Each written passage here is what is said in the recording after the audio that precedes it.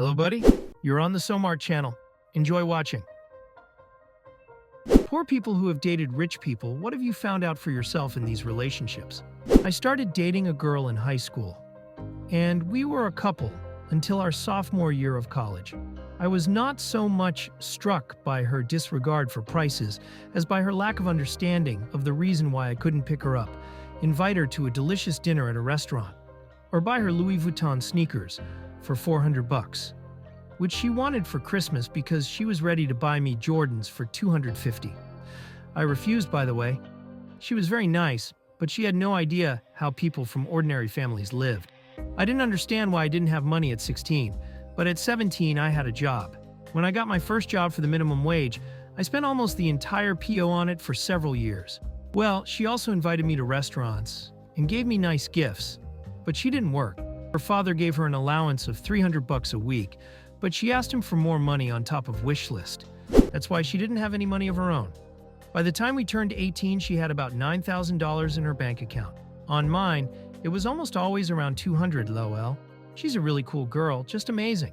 She treated me well, but we split up because I lost interest in her, for personal reasons that have nothing to do with money. I grew up in a poor family of hard workers. The men around me knew how to fix wheelbarrows, roofs, and understood plumbing and electrics. And my husband grew up in a very rich family. They had a huge house, a swimming pool, a country cottage in Spain, and servants.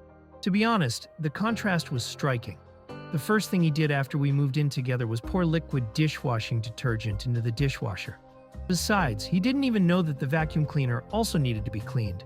It could have destroyed our relationship, but he admitted his mistakes and learned to cope with everyday life. It was a completely new world for him, and he liked this world. One of my favorite memories is how we put up a Christmas tree for the new year. He had never done this and was as happy as a child. That sounds familiar. Our rich friends invited us to hang out at a country house in the mountains one weekend. At one point, my rich husband and I went to get wood for the fireplace. Almost everything was ready there, but the firewood still had to be split. Then hubby confessed to me that he had no idea how to chop firewood. I showed him how to take a cleaver, swing his whole body, and hit with such enthusiasm as if you were trying to knock out the maximum in a silo at a fair, so that the chips flew in different directions with fear.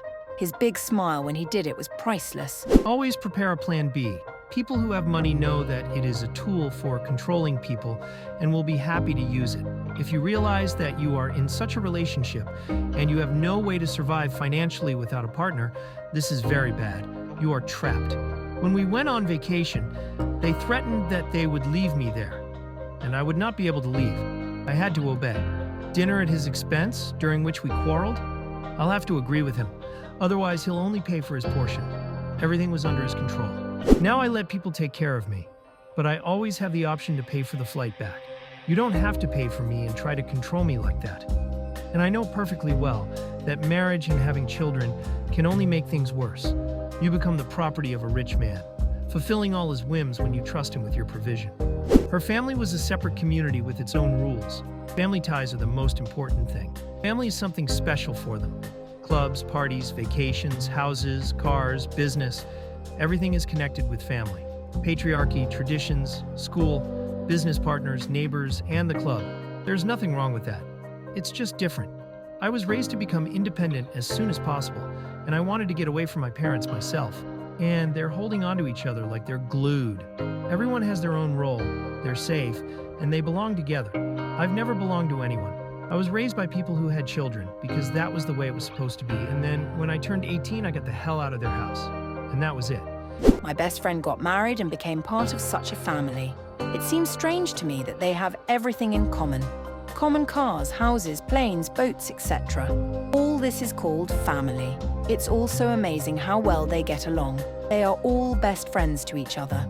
She was a professional artist. She painted in oil, and her dad was the founder of a company in the field of clean energy.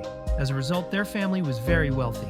She could afford to focus on her studies, get a Master of Arts degree, travel the world with a residence permit, etc.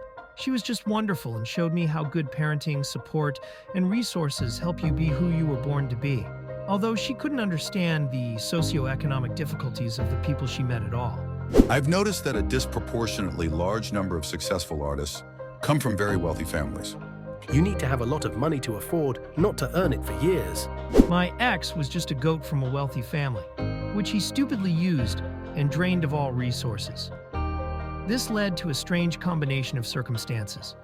He himself was not even close to earning as much as he expected from people like me. He was always talking nonsense about how boring and ordinary my life was, that my furniture sucks, that my clothes are cheap and my gifts are never good enough. Why don't I just buy food at a gourmet store? By the way, in his opinion, I didn't even know how to cook, because how can you cook real Italian pasta without real Italian recipes? There were recipes that his parents brought with them when they traveled all over the world, and not a single recipe from him.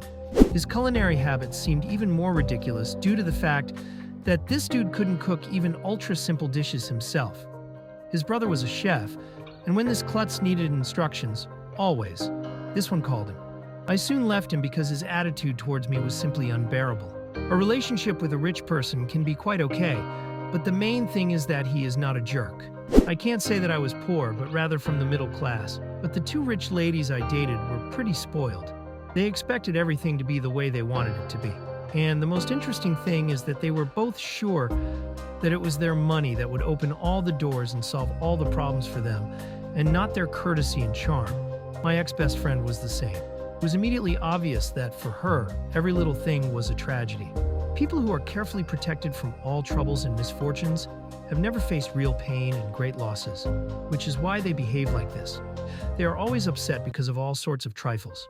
That in most cases, everything goes smoothly until you get to know your family or friends.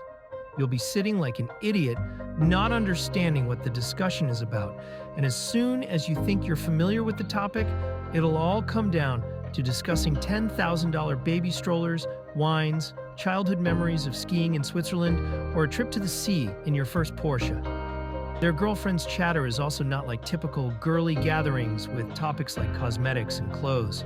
Their conversations are discussions about choosing Birkin instead of Chanel, and not about that cute top from Zara.